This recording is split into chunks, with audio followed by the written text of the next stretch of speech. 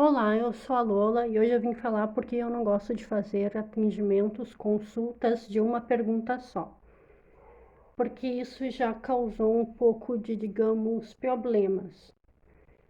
Pela, pela tiragem, ela ter muitas camadas, ela ter muitas questões a serem trabalhadas numa pergunta, numa área, é preciso várias perguntas, várias tiragens, e cada pergunta vai gerando outra e vai perguntando mais detalhes até chegar a uma conclusão que seja satisfatória para o consulente.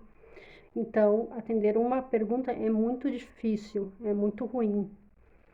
Faço porque não é todo mundo que tem dinheiro para pagar uma consulta de meia hora, de uma hora ou mais, mas atender com uma só pergunta causa muito conflito na pessoa. Eu atendi uma pessoa que ela queria saber como ia ficar o relacionamento dela. Ela não sabia bem como perguntar, eu ajudei a formular no geral, já que era uma pergunta só, né? Como queria ficar o futuro do relacionamento. Se eu não me engano, acho que eu coloquei dentro dos 3 meses. E aí saiu que ela tinha um caso. Eu perguntei, né, se ela que era amante ou se ela tinha alguém. E ela me confirmou que ela tinha. E saiu que a pessoa era ciumenta, que a pessoa não estava satisfeita, que a pessoa não queria estar mais nessa situação. Mas que o caso ele se manteria no futuro. Apesar da pessoa não gostar, ela ia se desgastar, mas ela ia continuar com o amante. E aí nisso a pessoa entrou em crise existencial.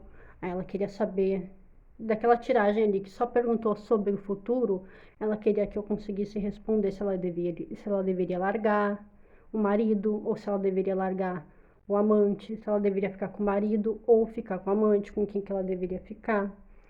Se o amante ia assumir ela, se o amante ia assumir as crianças, ia assumir ela com as crianças, se o amante era confiável, porque ela não tinha certeza, ela estava desconfiada de algumas coisas, se valia a pena. E outras questões de desconsideração, de falta de atenção que o amante tinha. Então ela entrou em uma crise existencial se ela ficava com um, se ela ficava com outro, por causa de uma única pergunta que foi o futuro da relação. E o futuro era, apesar de ela não gostar, ela ia seguir mantendo pelo menos por um tempo essa relação por comodismo como estava.